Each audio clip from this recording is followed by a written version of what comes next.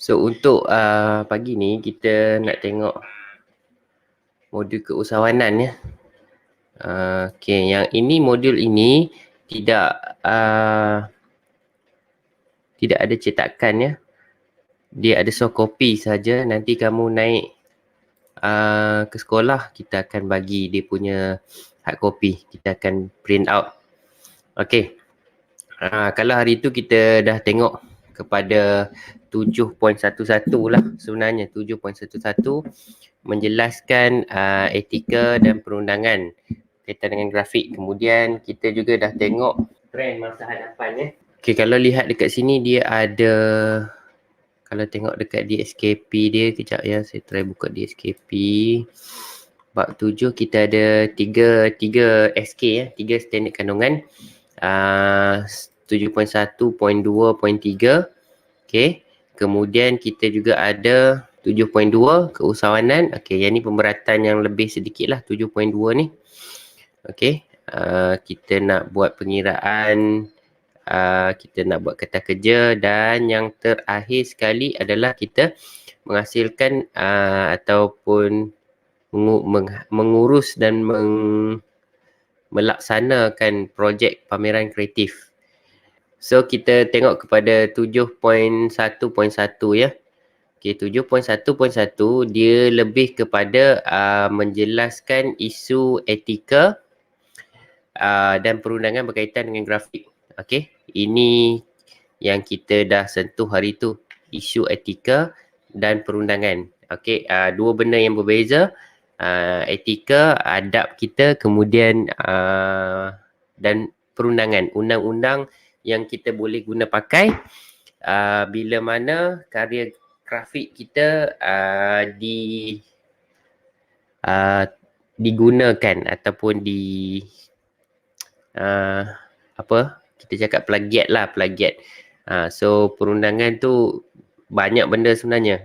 Itu kalau dah masuk kepada isu plagiat, copyright semua. Ini kita nak mempatternkan kita punya karya grafik, kemudian kita nak secure kita punya design kita supaya originality itu ada pada rekaan kita. Okay. Kalau kamu lihat ke sini, jika seseorang itu ingin menjadi pelakon grafik, terdapat pelbagai perkakasan perisian digunakan untuk membantu menghasilkan rekaan grafik yang menarik dan pantas seiring dengan kemahiran, bakat, kualiti dan idea. Seseorang pelakon grafik perlulah mengamalkan beberapa etika. So, ini adalah etika dia. Yang pertama, kebolehpercayaan. Kedua, keterbukaan minda.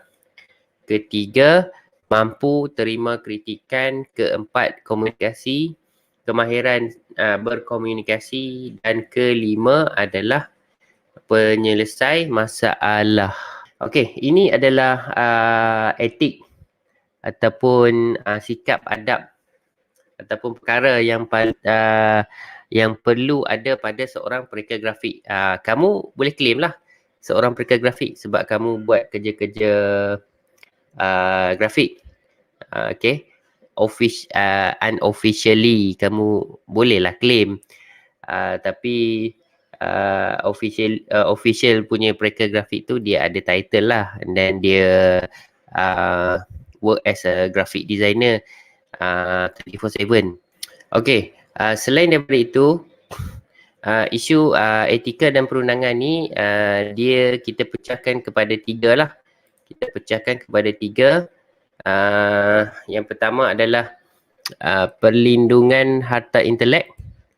Kedua adalah netiquette, dan ketiga adalah jenayah cyber. Untuk memelihara dan melindungi serta menguatkuasakan hak-hak harta intelek ini, kita perlu ada penguatkuasaan dari segi perundangan lah. Okay. So jenayah tu kita pecahkan kepada dua tu. Okay. Jenayah cyber dan netiquette. Harta intelek adalah sesuatu yang melibatkan kita punya idea ataupun buah fikiran kita ataupun cetusan rekaan kita.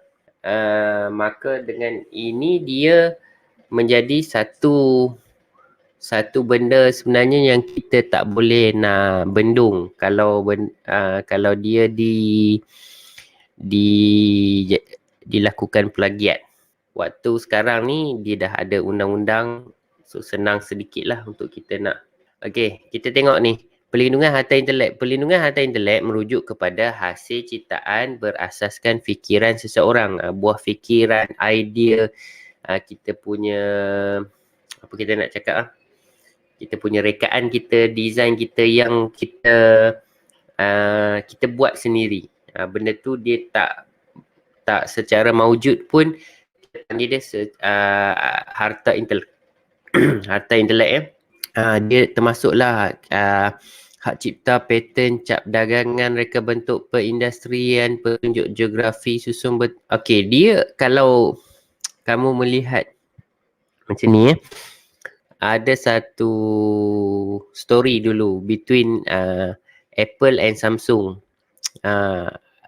Apple ni dia claim Samsung tiru dia punya design back panel ke apa, telefon. Kemudian Apple ni saman lah. Apple saman kepada Samsung dan Samsung membayar sejumlah berapa juta untuk clearkan dia punya saman dia lah terhadap ni harta intelek ni. Okey, kalau kamu tengok sekarang ni iPhone dia punya design dia memang solid dan tak ada copy lah ke mana-mana telefon, especially telefon Android lah. Dia tak ada copy. But kalau telefon Android tu kalau kamu lihat ada certain telefon tu dia a bit similar dengan satu company yang lain. Itu mungkin tak dipatenkan lah. Dia istilah dia dipatenkan. Patenkan tu macam itu memang kamu punya. Kamu tak boleh, orang lain tak boleh tiru. Untuk nak mendapatkan paten ni, kalau kamu lihat satu jenama yang saya kira harga dia macam tak masuk akal lah kadang-kadang tu. Jenama Supreme ni. Jenama Supreme ni, kalau kamu lihat, even kamu pun ada kot yang terpakai barang Supreme ni. Barang Supreme ni, even kamu yang bukan buat kopi pun, bukan kamu yang buat plagiat, kamu pakai barangan yang bukan original, pun tetap kamu akan disaman. Satu ketika dululah, tapi benda tu kita panggil hak consumer, hak pengguna. Jadi bila hak pengguna ni, somebody tu tak boleh lah nak saman kamu. Dia lebih kepada menyaman pihak pengeluar yang buat kopi tu. Okey, kalau kena saman boleh sampai masuk, yes, memanglah masuk ke mahkamah. Kalau di Malaysia ni saya tak sure. Memang ada banyak kes. And then sama kamu boleh tengok kalau produk-produk Malaysia ni dia tak adalah macam ni sangat. Kalau Malaysia ni lebih terkenal dengan produk-produk kosmetik lah. Produk kosmetik ni tak ada dia punya rekaan ataupun benda-benda ni semua, dia macam tak berapa literate sangat, tak berapa nak ambil kisah sangat. Dia asalkan untung saja. Kalau kamu tengok design apa pun macam asal boleh je lah. Bukan semua lah, sesetengah produk kecantikan yang made in Malaysia punya ni. Dan kalau kamu tengok Nelofa punya produk, maybe lah dia patenkan kot. Dia punya tudung, dia punya perfume apa semua, sebab dia tahu benda-benda tu. Satu hari memang akan ada dibuat kopi. Sama juga macam jersey bola sepak yang kamu pakai kan, ada yang murah, ada yang mahal. And even kita pun tak terkecuali daripada nak membeli yang tu. Kita tahu kita akan pakai.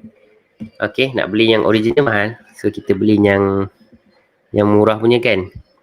Okey, so jadi kita consumer, kita kena kita kena ambil tahu benda ni. Mana tahu satu hari nanti kamu akan bekerja dalam bidang-bidang macam ni. So sedikit sebanyak kamu tahu dekat mana kamu nak buat laporan ataupun nak buat report kes-kes tiru idea ni.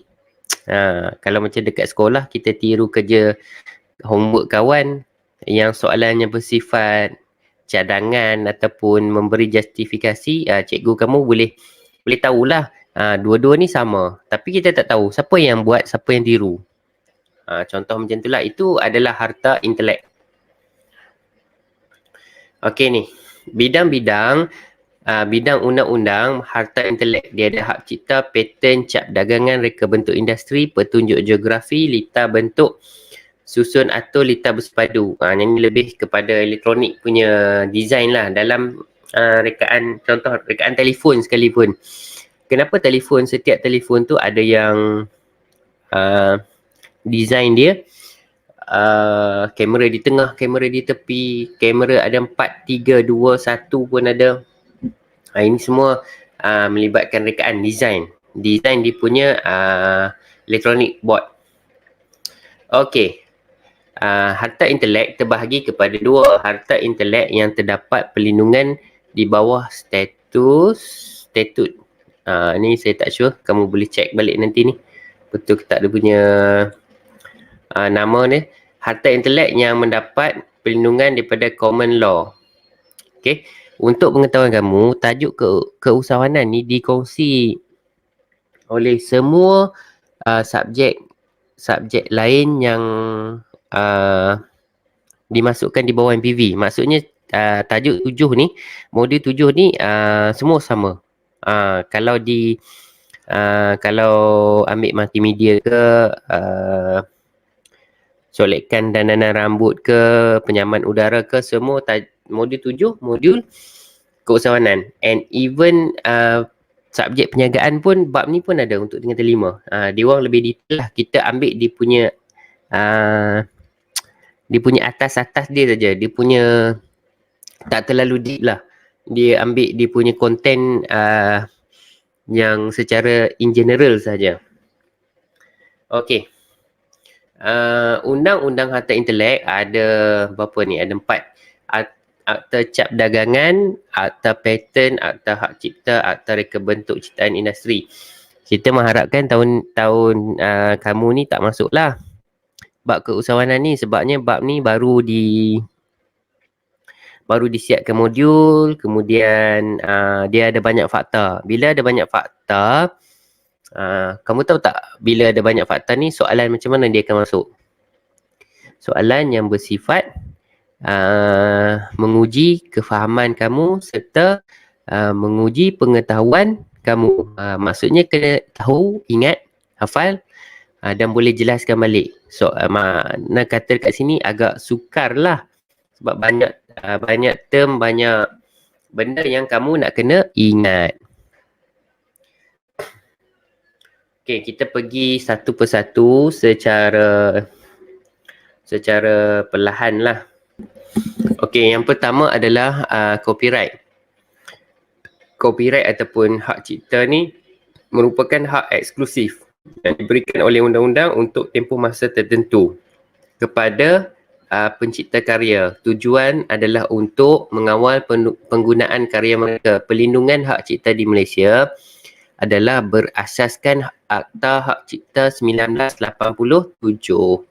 Karya-karya yang mendapat perlindungan harta intelek ialah sastra, muzik, seni, filem, audio recording, siaran TV, radio, siaran secara atas talian dan terbitan. Terbitan ni lebih kepada majalah, buku, jurnal, laporan dan apa lagi? Apa saja yang dalam bentuk cetakan lah. Walau bagaimanapun, perlindungan harta hak cipta hanya boleh diberikan kepada ekspresi idea, tidak kepada idea, prosedur, kaedah pengendalian atau konsep matematik. Ni lebih kepada technical punya aspek. Okay, maksudnya dia hanya tertakluk kepada idea sahaja. Dan tidak, contohlah kamu discover satu kaedah untuk nak merawat pesakit COVID. Tapi nak merawat pesakit COVID tu kita menggunakan ubat-ubat yang dibekalkan oleh KKM. So ubat tu kamu tak boleh claim lah, ubat tu kamu yang punya, ubat tu orang lain. So kamu boleh claim the idea yang kamu cuba nak gunakan untuk merawat pesakit. Okey, kemudian patent.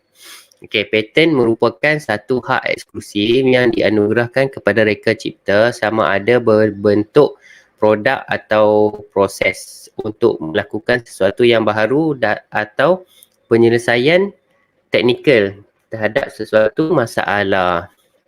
Okey, Akta Patent ni, dia Akta Patent 1983. Patent ni saya ambil contoh, mana sekejap, kita tengok ada contoh tak? Contohnya kamu nak patent kan kamu punya design baju kamu, dia ada zip sebelah kiri, sebelah kanan. Okey, so yang itu kamu patent kan. Okey, kalau tadi dia idea, ciptaan, dia tak lebih kepada macam dia cuba bagi idea, tapi idea dia tu dia rasakan boleh dikomersialkan, kemudian dia letak hak cipta lah. Yang sekarang ni patent ni dia kata reka bentuk ataupun design lah, design baju kamu tu dia ada zip kiri dan kanan, contoh lah. So kamu nak patentkan benda tu, itu memang kamu punya. Kalau orang nak, dia kena deal dengan kamu, macam mana boleh dapatkan kamu punya patent tu. Okey. Kemudian yang ketiga, cap dagangan. Cap dagangan ni yang macam kamu tengok lah, ada register trademark, unregistered service trademark. Kita tengok harta intelek bukan sahaja memberi perlindungan kepada hasil karya kreatif penciptanya, tetapi juga kepada reputasi pencipta. Hal ini dapat dilihat daripada perlindungan yang diberi melalui cap dagangan. Cap dagangan bermaksud apa-apa tanda yang boleh dinyatakan secara grafik. Cap dagangan juga boleh membezakan barang atau perkhidmatan satu perusahaan daripada perusahaan yang lain. Tanda termasuklah apa-apa huruf, perkataan, nama, tanda tangan, angka, logo, jenama dan lain-lain lagi, dan atau apa-apa gabungannya. Terdapat dua jenis cap dagangan, iaitu kolektif dan perakuan. Kita tengok kat sini. Okey, ini adalah kolektif, logo halal. Yang kedua adalah cap perakuan. Ni kalau kat makanan banyak lah. Makanan, nanti kamu nak breakfast makan Maggi ke, kamu belik tengok plastik Maggi tengok. Ada tak benda-benda ni? Tahu tak sebenarnya penting logo halal ni. Even kamu bukan kamu non-Muslim pun kamu perlu tahu juga. Kadang-kadang satu-satu produk makanan tu dia tak certified dengan halal dari segi penyediaan dia punya produk dia. Kemudian lagi satu, bahan yang dipakai tu mungkin ada bahan kimia. Bahan kimia ni bukannya bahan yang halal ataupun haram, tapi dia boleh memudaratkan badan kamu. Bilanya ada certified daripada halal ni, maksudnya dia dah semak cara penyediaan produk tu, kemudian dari segi packaging dia, kemudian dari segi bahan yang digunakan. Penting juga untuk semua orang, bukan untuk Muslim saja. Untuk non-Muslim pun penting benda ni. Okey. Maka bersihlah makanan kamu. Makanan kamu tu tak ada bahan kimia yang boleh memudaratkan organ-organ dalaman. Okey, seterusnya yang ini kita nak tengok Akta Cap Dagangan 1979. So 1979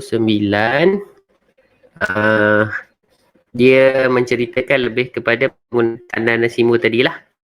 Okey, kemudian fungsi cap dagangan. Fungsi asal dapat menunjukkan sumber yang bertanggungjawab. Okay, ni yang saya cakap tadi tu.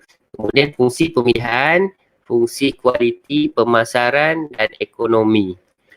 Okey, kemudian kepentingan pendaftaran cap dagangan. Apabila pendaftaran diterima, pemilik cap dagangan mempunyai hak eksklusif dalam menggunakan cap dagangan tersebut terhadap barangan dan perkhidmatan yang didaftarkan.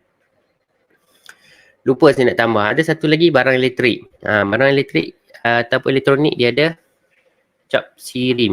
Elektronik adalah cap sirim, dia ada SKMM, MCMC tu. Okey, kat mana kita tadi? Okey, kat ni. Ni banyak sangat dia punya ni. Keistimewaan pendaftaran harta intelek dalam cap dagangan adalah melalui penggunaan dalam urusan-urusan perniagaan yang disediakan untuk hak eksklusif dan bukti-bukti sah undang-undang. Okey, ini adalah bentuk perindustrian yang kalau kamu lihat tadi yang mula-mula tu bidang-bidang undang-undang harta intelek. So yang ni yang seterusnya reka bentuk perindustrian.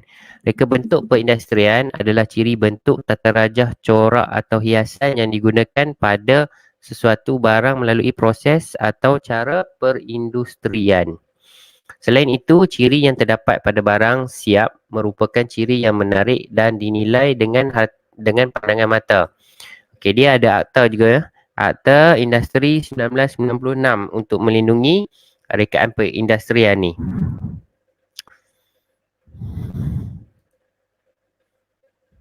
Okey, yang ni pecahan lah reka bentuk industri yang boleh didaftarkan. Okey, seterusnya kepentingan pendaftaran. Kepentingan pendaftaran reka bentuk perindustrian. Kepentingan dia untuk mendapatkan yang pertama adalah hak eksklusif ya. Hak eksklusif dalam 1, 2, 3, 4, 5, 6. Ada 6 perkara yang ada kat sini ya. Dia buat import, jual, beli, bukan belilah, jual, sewa, nak guna balik untuk perniagaan ataupun perdagangan yang lain dan untuk hak sendiri. Okey, pemohon yang layak untuk dilindungi adalah seperti berikut. Pemohon yang layak untuk dilindungi, yang kedua, ada dua pula. Yang pertama adalah pencipta asal, kedua adalah syarikat ataupun individu. Okey, tempoh perlindungan, okey, seperti yang dinyatakan ni lah. 5 tahun boleh dilanjutkan selepas 5 tahun, jumlah maksimum perlindungan 25 tahun sahaja. Tadi yang pertama harta intelek, yang kedua adalah bukan harta intelek kan, dia kejap saya tengok. Okey, yang ni. Yang pertama tadi perlindungan harta intelek, yang kedua adalah jenayah cyber. Jenayah cyber ni saya rasa semua orang tahulah. Okey, seterusnya adalah jenayah cyber. Jenayah cyber ni ada banyak jenis. Okey, scammer, kemudian cyber bully, cyber crime, phishing. Okey, yang ni banyak sangat. Copyright ni usah dikatalah, sangat banyak lah. Soft copy ni. Even kamu download movie ke MP3 ya, itu pun crime jenayah. Kamu download benda yang illegal. Okey, impak jenayah cyber ni kesan jenayah cyber. Kalau kamu lihat kat sini ada 1, 2, 3, 4. Impak dia boleh rugi, kemudian mengancam keselamatan, mengaibkan maruah, ancaman sesebuah negara. Kamu janganlah pula cuba-cuba beli barang dekat dark web nanti dapat tak apa-apa nanti kat dark web tu. Okey. Boleh carilah dekat YouTube, banyak orang dia cuba nak beli. Okey, kemudian jenis cyber ni ada 5 jenis: hacking, scamming, phishing, pemalsuan kad kredit dan pemindahan wang secara haram. Okey, C, saya cepatkan sedikit ya. C adalah net ticket. Net ticket adalah etika berkomunikasi. Yang ni satu benda yang baru lah. Satu benda yang baru. Net ticket ni. Communication ethic on the internet. Okey, dalam talian, luar talian, talian tertutup, net ticket bertindak balas. Bertindak sebagai garis panduan untuk komunikasi yang betul dalam talian, termasuklah adab menghantar email, berbual dalam talian dan sebagainya. Tujuan etiket untuk membina dan mengekalkan persekitaran komunikasi dalam talian yang senang, selesa, cekap dan mengelakkan ketegangan pada sistem yang boleh menimbulkan konflik pada pengguna. Okey, kita tengok seterusnya. Cabaran seorang pereka grafik. Cabaran dia, bagaimana kita nak melindungi hasil karya yang telah dieksploitasi. Kedua, bagaimana untuk kita nak memastikan kita mendapat pampasan untuk setiap karya yang telah diplagiat.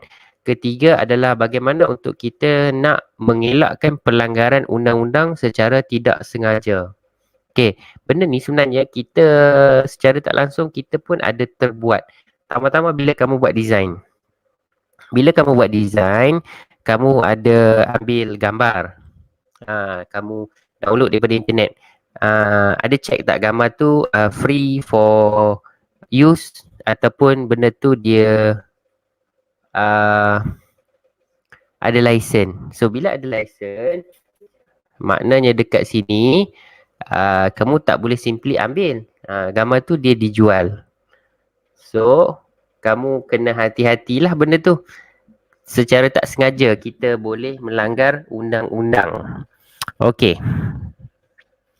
Seorang pekerja grafik perlu menjauhi perkara-perkara di bawah. Yang pertama, pelanggaran lesen perisian. Yes.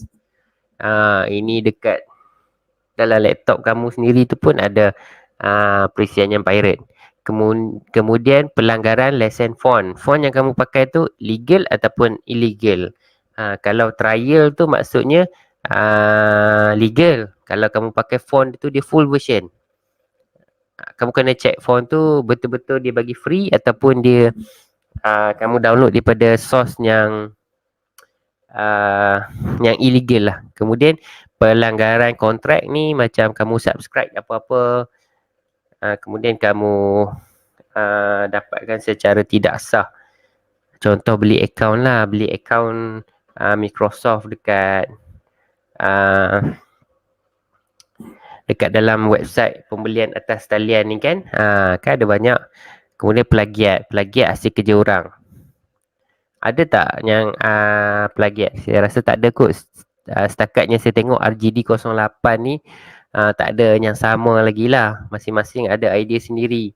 Membuat reka bentuk yang menyinggung perasaan. Okey, yang ni banyak. Okey, buat design kutuk orang sana sini. Ni banyak, sangat banyak. Alright, itu saja untuk pagi ni. Terima kasih.